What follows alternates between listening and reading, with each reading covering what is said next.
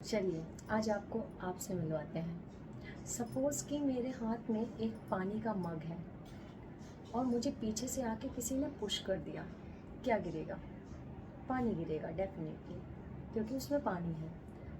अब अगर उसमें दूध होता तो क्या गिरता? दूध गिरता। जूस होता तो जूस गिरता, राइट? तो अब हम आपसे पूछें कि पानी क्यों गिरा, तो आप कहेंगे क्योंकि मुझे धक्का लगा। बट एक्चुअल रीज़न धक्का नहीं है। धक्का तो लगा, ये तो है, लेकिन पानी इसलिए गिरा क्योंकि उसमें पानी ही था। अगर दूध होता तो दूध गिरता। तो इसी तरह से जब हमें लाइफ में धक्के लगते हैं दूसरों के परसेप्शन से, दूसरों के बिहेवियर से, दूसरों की बातों से, दूसरों के क्रिटिसिज्म से। तो जब हमें इस तरीके के धक्के लगते हैं तो हमारे व्यवहार में, हमारे ज़ुबान से जो शब्द निकलते हैं या हम जिस तरीके से उस पर रिएक्ट करते हैं, वो हमारी सच्चाई होती है, वो हमारी रियलिटी होती है, हमारी पर्सनालिटी की।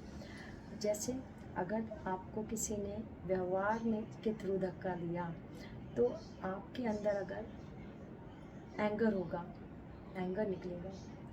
आपके अंदर अगर लव होगा तो लव निकलेगा। आपके अंदर अगर पेशेंस होगा तो you will show the patience. ठीक है ना? तो हम जब हमारे लाइफ में कोई ऐसी सिचुएशन आती है और उसमें हम जिस तरीके से रिएक्ट करते हैं, वो इसलिए नहीं कि बाहरी सिचुएशन ऐसी थी तो हमने ऐसे रिएक्ट किया या एक्ट किया। वो हमारा अंतर मन की कहानी है। हम इंटरनली कैसे हैं वही हम दूसरों को दे पाते हैं, वही हमारे व्यवहार में रिफ्लेक्ट होता है। तो यही हमारा रियल नेचर बन जाता है। तो इसलिए हमें खुद को सुधारने की ज़रूरत है।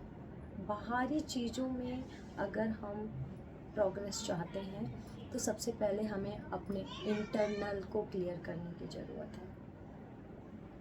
Thank you for watching and please like, subscribe.